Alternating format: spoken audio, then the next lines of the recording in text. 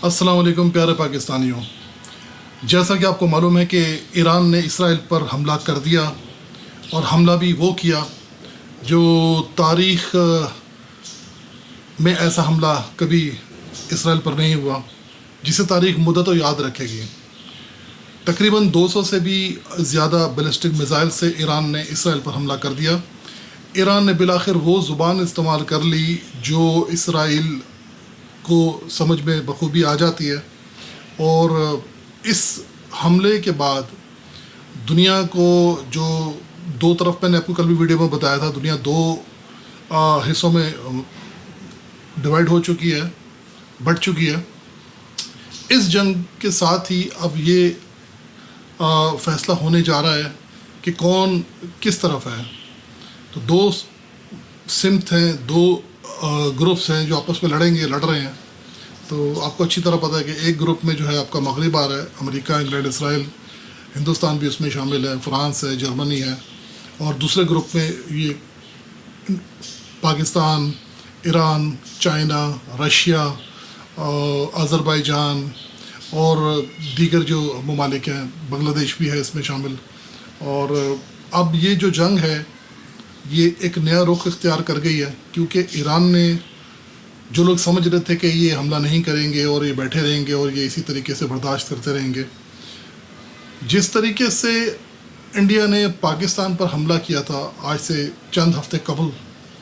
बिल्कुल उसी तरीके से इसराइल ने ईरान पर हमला किया कल। फ़र्क ये था कि इंडिया ने 100 जहाज़ों के साथ पाकिस्तान पर हमला करने की कोशिश की थी और इसराइल ने ईरान पर 200 जहाज़ों के साथ हमला किया। इस चीज़ से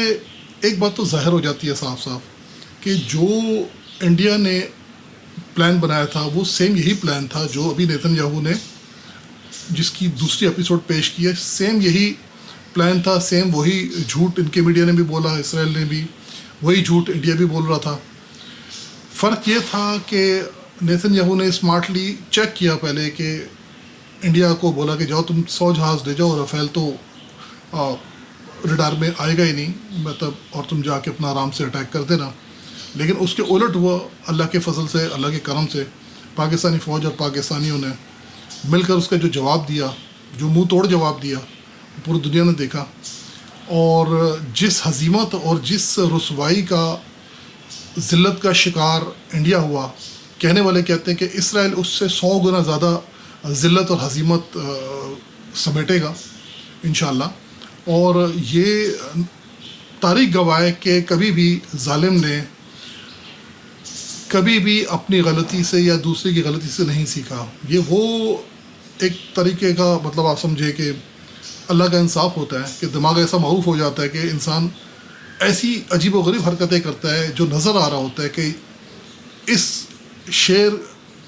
को जो आप सोए को जगा रहे हो, इसने चीर फाड़ आपका कर देना है, हमला आप पे करना है, फिर भी इस किस्म की बस्तियों से बाज नहीं आते। फ़िरौन का हाल आपके सामने है, आद और समूद की कौम, और जितने भी आप कुरान में पढ़ लें और अब इस दुनिया में आप देख लें, जो रुसवाई इंडिया को मिली, फिर इसने कुछ नहीं सीखा इसराइल ने, और फिर इसने एक मुस्लिम मुल्क को ललकार दिया। और आगे से आप जवाब देखिए किस तरह का जवाब ईरान ने दिया। इन्होंने कल उनकी पूरी फ़ौज की जो टॉप एलिट क्लास थी, तकरीबन उन बेचारों को शहीद कर दिया, और 6 इनके जो थे न्यूक्लियर साइंटिस्ट, उनको भी शहीद कर दिया, और बेशुमार लातादाद बच्चों, औरतों और बूढ़ों को, बेगुनाह लोगों को कत्ल कर दिया। उसके बावजूद भी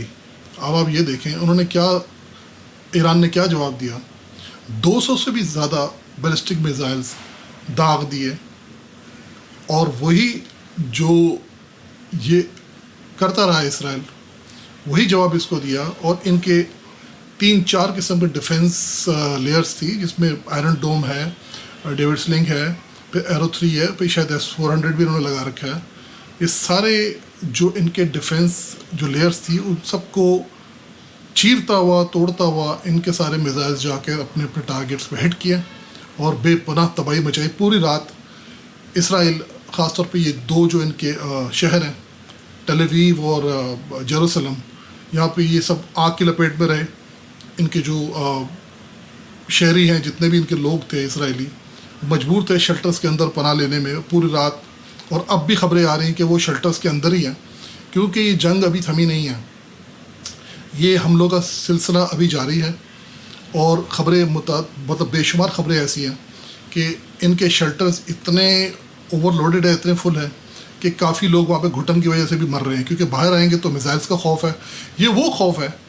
جو انہوں نے پھیلا رکھا تھا غزہ میں، لبنان میں، شام میں،